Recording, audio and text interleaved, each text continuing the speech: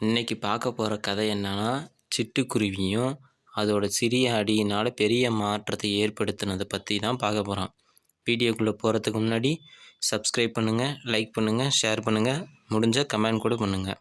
கதைக்குள்ளே போகலாமா? சிட்டுக்குருவி இருந்த ஒரு பெரிய காட்டில் அங்கே திடீர்னு தீ விபத்து ஏற்பட்டுருச்சு.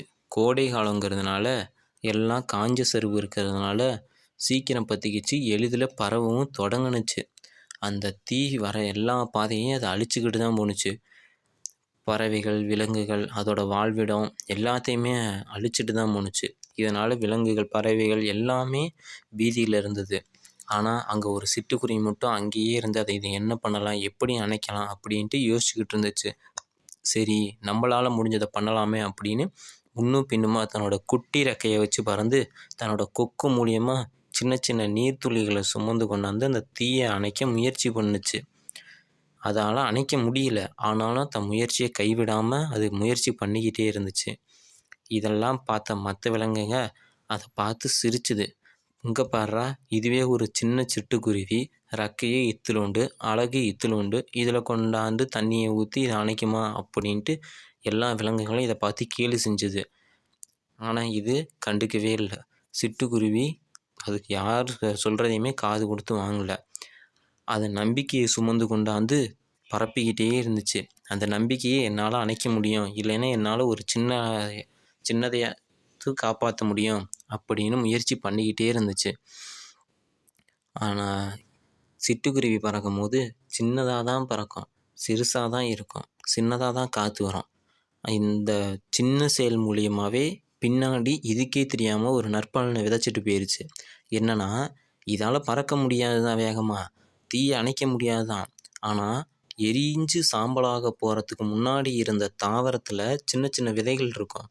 இதோட ரெக்கையிலேருந்து வர விதை அப்படியே அதை காற்றுல தள்ளி தள்ளி அடுத்த இடத்துக்கு கொண்டு போய் பரப்பி வச்சிருச்சு. இது அதுக்கே தெரியல. ஆனால் அதோட சின்ன ரெக்கை மூலியமாக விதையை மட்டும் ஒன்றாந்து போய் கடந்து பரப்பி வச்சிருச்சு. கடைசீட்டில் தீ தணிஞ்சிருச்சு, காடும் குணமாயிருச்சு, எல்லா செடியும் கிட்டத்தட்ட அழியிற போன நிலைமைக்கு போயாச்சு. கொஞ்ச நாளைக்கு கொஞ்சம் எல்லா விலங்குகளுமே கஷ்டத்தில் இருந்துச்சு. ஆனால் கோடை காலம் முடிஞ்சிருந்தோடனே மழை காலம் வரவும் காடுகள் புதிய வளர்ச்சியும் நெகிழ்ச்சியும் கண்டு வியந்து பாராட்டுனுச்சுங்க சிட்டுக்குருவியை. ஏன்னா அது பண்ண சின்ன விஷயத்தினால தான் மற்ற செடிங்களை காப்பாற்ற முடிஞ்சுது. எப்படின்னா, அதோட விதை கொஞ்சம் கொஞ்சமாக தள்ளி தள்ளி கொண்டு போய் போட்டு அங்கங்கே மறுபடியும் செடி கிடி மரம் எல்லாம் முளைச்சி திருப்பி காடாக செழுமையாக ஆணுச்சு. இந்த சிறிய செயல் தான் பெரிய மாற்றத்தையே ஏற்படுத்துனதுங்கிறத சிட்டுக்குருவிக்கே தெரியாது. ஆனால் பின்னால் நம்ம பண்ணதோட சின்ன பையனாக இவ்வளோ பெருசு மாறி இருக்குது அப்படின்னு இதை பார்த்த மற்ற விலங்குகளும் பெருமையாகவும் நினச்சிதுங்க. நம்மளால் பண்ண முடியலைங்கிற குற்ற உணர்ச்சியோடு இருந்ததுங்க. அந்த சிட்டுக்குருவியை பாராட்டினாங்க. எல்லாரும் சிட்டுக்குருவிக்கு நன்றியும் சொன்னாங்க. இந்த கதையிலேருந்து நம்ம தெரிஞ்சுக்கிட்டது என்னன்னா, உறுதியோடவும் தைரியத்தோடவும் செய்யும்போது எந்த ஒரு சின்ன செயலாக இருந்தாலுமே அது பெரிய அளவில் தாக்கத்தை ஏற்படுத்தும். அதனால் நம்ம எந்த ஒரு செயலாக செய்கிறதா இருந்தாலும் அதை சிறுசாக